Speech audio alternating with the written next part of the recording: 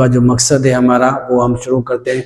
हमारी जो वीडियो थी बेसिकली वो पंक्चुएशन के ऊपर थी और जो इस्तेमाल था वो बेसिकली कामा का इस्तेमाल था। हमने कामा के इस्तेमाल को बहुत ही अच्छे तरीके पहली वीडियो में हमने कुछ रूल्स डिस्कस किए थे। अब दूसरे रूल्स भी आपके सामने पेश कर रहे हैं, तो शुरू करते हैं। पहला रूल जो है दूसरी वीडियो का पार्ट 2 का दूसरा rule, use comma to separate the day of the month from year.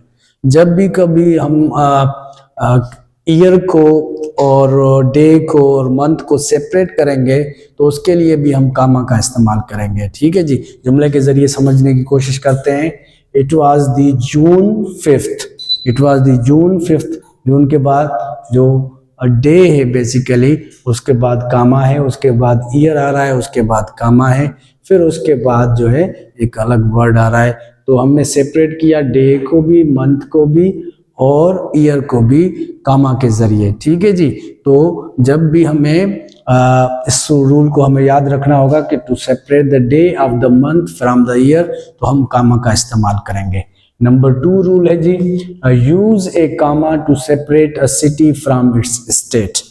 अब कोई सिटी है और उसको किसी स्टेट से हमें सेपरेट करना है, जैसे अमेरिकन स्टेट्स में 52 स्टेट्स हैं, तो हमें उसमें अंदरूनी तौर पर बहुत सारे स्टेट्स भी मौजूद हैं और बहुत सारी सिटीज़ भी मौजूद हैं। तो उनको हम सेपरेट करने के लिए जो है ना कामा इस्तेमाल करते हैं। जुमले को समझने के जरिए हम जुमले को देखते हैं।